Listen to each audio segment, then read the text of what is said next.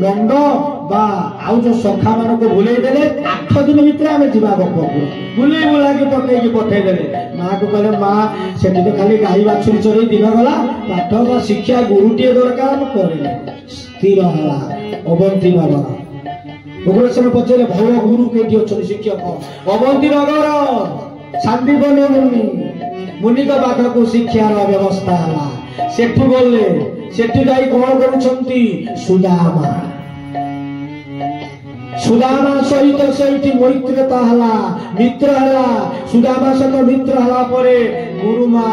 आउ कौन ना शांतिवन मुनि भल पाती कृष्ण बलराम सुदामा एकाठी रहिले मैत्र स्थापन हला पाठ पढ़िले तेणु जोटा को जे 4 मासरे शिखिबा कथा बा 4 दिन प्रभु शिखी गले तापर कहिले कहउचंती 4 मासरे जो 4 वर्षर शिखिबा कथा शांतिवनी कहउचंती ये देवता ना राक्षस ये किए ये कृष्ण बलराम कहिले हला गुरुदेव तेणु आमको कौन ना शिक्षा दवा को हबो गुरु ग्रहण कला पर किछि दक्षिणा देते हुए गुरु ग्रहण कला पर जे दक्षिणा न दिया जाए तार मूल्य किछि नाही तेणु भगवान कृष्ण चंद्र आदि कहले गुरु दक्षिणा दवा आज शांतिवनी मुनि गले सहधर्मिणी कहि अयो सुनिबती मु तो जानि पारुनी दक्षिणा डाकुचंती मागुचंती कोन हबा धन धान्य तो बहुत अच्छी की करिबा ए कथा जते बेले चिंता करिचंती शेषरे कोन कले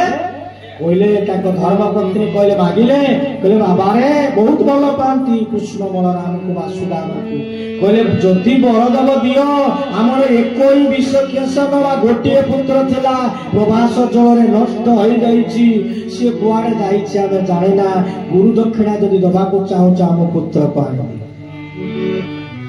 तेणु भगवान कृष्णचंद्र कौन कले शेष बलराम को सेठी रखी जाई भवनपुर देखिले तापरे सेठी नाती जाओ जमपुर जाई आनिकी पुणी ताऊ देले गुरु दक्षिणा सुदामा सेठी पाद पड़ुले कृष्ण पुणी फेरिले कोठी को ना आसिले गोप मथुरा तेणु गोपपुर जो आसीचंती एपटे कौन होती जे अस्थिया और प्रापति 2 जन कृष्ण जे कंसर जो धर्मपत्नी तार बापा हूँ जरासंध तेणु जरासंध पाखे आज कौन कले जाई भौणी 2 झील कहले बापा आम जो पतिहरा माँ विधवा हो गले केते कष्ट से कृष्ण आसिक आम स्वामी की तम जही की मारिले आम केमिति बंचिबा ए रागरे कौन होती जरासंध 18 बार युद्ध करिछि 17 बार परास्त भगवान छलनारे परास्त करिसंती तापरे 18 बार रे कोन तापरे से कोन गले ना समुद्र को जाई सेपटे कोन करिसंती समुद्र को जागा मागिसंती से होची द्वारिकाधीश बोलिए द्वारिकाधीश भगवान की तेणु द्वारिका जाई पहुंची सूर्य कौन डाकिले विश्वकर्मा को मथुरा भलिया घर कर जोगटी ब्राह्मण बा गोपपुर जति थिले सेही भलिया घर सुंदर दिव्यपुर आज द्वारिका सृष्टि कले सेठी रहिले रहिला परे कौन होइचंती रुक्मणी ता पूर्वरु जे काल जवन जेतु परास्त हले एटी काल जवन जोंदे जदु सिए तपस्या कला बोला जदु वंश कृष्ण बलराम को केमि ध्वंस करिवि ऋषि पुत्र गर्ग ऋषिंकर पुत्र काल जवन तेणु तपस्या करी बर पाइछि एई जो बर पाइछि तो मारिबा पई जाइछंती कृष्ण सेठी कहले एठी आ रहिबानी नष्ट होबा द्वारिका रे घर करिबा से द्वारिका रे घर कले तेणु मुचुकुंड गोटे ऋषि ता पाखक नहीं जाइछंती छलनारे भगवान आज सोइछंती से बर पाइथिले जाहाकू देखिबे आखि सोइछंती प्रथमे चाहिबे से पूरी भस्म होइथिले भगवान जाइथिले से घर भीतर पहुंचिले जे काजबन सोइछि एतबेले गोड़ घोड़ेई तेणु शेषरे गले पादटे गुठाटे मारि अनेक दिन जेतबेले सोइछंती उठी देले प्रथमे चाहिदेले जळी पाउछ होइगले काला जबन तापर द्वारिका रे रहिले रहिचंती एपटे कोन होइछि ना ब्राह्मणी भीष्म गज राजा ताकर झियो होउछि रुक्मिणी से रुक्मिणी को आज कौन करुचंती ना गोटे ब्राह्मण को ताकर बड़ भाई रुक्म बाहु रुक्म केशरी जो रहिचंती से कौन ना शिशुपाल को बर बोली गरिले ଯେତେବେଳେ ଶିଶୁ ବାଳକୁ ବର କରୁଛନ୍ତି ଏପଟେ କଣ କରିଛନ୍ତି ନା ଭଗବାନ। ଆଜି ମା ରୁକ୍ମିଣୀ ଲକ୍ଷ୍ମୀଙ୍କ ଅଂଶ, ମା ଲକ୍ଷ୍ମୀ କଣ କଲେ ବ୍ରାହ୍ମଣକୁ ଡାକି କହିଲେ ନେଇଯା କୃଷ୍ଣକୁ ଚିଠି ଦବ। ଏବେ ହେଇଛି ମୋବାଇଲ, ଅಯ್ୟୋ ଝିଅଟି ଫୋନ କରିଦେବ ଶୁଣ ନା କଣ ନା ଏଇଠି ତମେ ଆସିବ, ଯଦି ତମେ ନ ଆସିବ ମତେ ଆଉ କେବେ ବାହାଘର କରିଦେବ।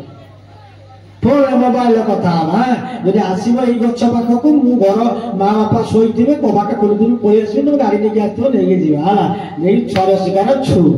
ତେଣୁ ଯାଉ ଏଠି ରୁକ୍ମଣୀ କଣ କଲେ ନା ଚିଠିଟିଏ ଲେଖି ବ୍ରାହ୍ମଣକୁ ଦେଲେ।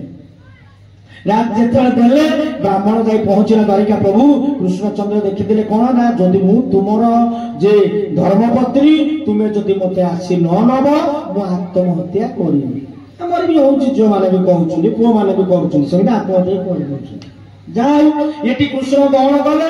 ଯାଇ ଶେଷରେ ଶୁଣିଲେ ସେ ବ୍ରାହ୍ମଣକୁ ସମ୍ମାନ ଦେଇ ପଠେଇଲେ ତୁମେ ଯା ରୁକ୍ମିଣୀକୁ କହିବ ମୁଁ ଯାଉଛି। ତାପରେ ଦାରୁକକୁ ଡାକିଲେ, ରଥ ସଜ କଲେ, ରୁକ୍ମିଣୀକୁ ଆଜି ନେଇ ପହଞ୍ଚିଲେ। ଯାଇ ପହଞ୍ଚି ଯାଇଛନ୍ତି ଏ କଥା ବର୍ଣ୍ଣନା ଜାଣିଲେ କୃଷ୍ଣ କାନା ଗଲା କୋଉଠି। ତାପରେ ସେ ଯଦୁବଳକୁ ନେଇକି ଯାଉଛନ୍ତି, ଏପଟେ ପହଞ୍ଚିଗଲେ କୃଷ୍ଣଚନ୍ଦ୍ର। କିନ୍ତୁ ଚିଠିରେ ଲେଖା ହେଇଥିଲା, ଚିଠିରେ ଲେଖା ହେଇଥିଲା ଶୁଣ ଆମର ଗୋଟେ ବିଭାଘରର ରୀତି ଅଛି, ଯେତେବେଳେ ବିଭାଘର ହବ ସେ କଣ ହବ ନା ଦୁର୍ଗାଙ୍କ ମନ୍ଦିରକୁ ନେବେ, ସେଇଠି ଜୁହାର ପ୍ରଣାମ କରିବି, ପ୍ରଣାମ କରି ଆସିଲେ ମୋ ବାହାଘର ବିଭାଘର ହବ। ତେଣୁ ତୁମେ ଯଦି ନ ଆସିବ ତାହେଲେ ଏଇଠି ମୁଁ ମୃତ୍ୟୁବରଣ କରିବି, ମୁଁ ଏଇ ଜାଗାରେ ଥିବି କହିଥିଲେ ବତେଇ ଦେଇଥିଲେ।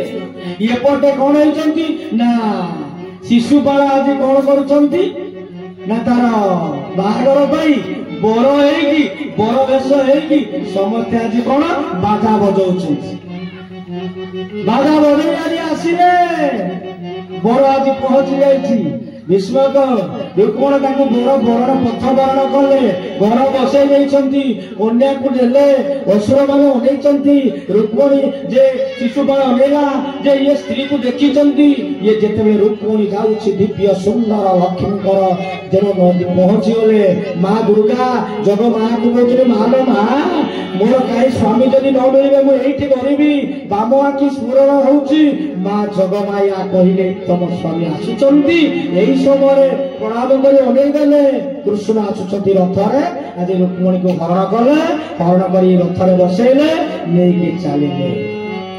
ତେଣୁ ଯେତେବେଳେ ନେଇକି ଯାଇଛନ୍ତି ଏଠି କଣ ହଉଛନ୍ତି, ତାପରେ ଶିଶୁପାଳ ବସିଛି, ବାପ କନ୍ୟାକୁ ଅନେଇକି ବସିଛି। ବାହାଘର ହେଇ ସାରିଲା ପରେ ସେ ନେଇକି ପଳେଇଛନ୍ତି, ନେଲା ନେଲା ମାନେ ଶୁଣିଲା। ତେଣୁ ସମସ୍ତେ ଉଠି ଆସି କଣ କଲେ ନା ଆସି ଯୋଉ ଅସୁର ମାନେ ସମସ୍ତେ ତା ଭାଇ ରୁକ୍ମଣୀ ଯାଇତ ଯୁଦ୍ଧ ହେଇଛି ରୁକ୍ମକେଶ, ତେଣୁ ଭାଇକୁ ଯୁଦ୍ଧ କରି ତାକୁ ନଣ୍ଡା କଲେ। ତେଣୁ ବଳରାମ ଆସିଲେ, ଯୁଦ୍ଧ ହେଲା, ପରାସ୍ତ ରୁକ୍ମଣୀକୁ ନେଇଗଲେ, ଦ୍ୱାରିକାପୁରରେ ରଖି ବିଭାଘର ସେଠି ହେଲା।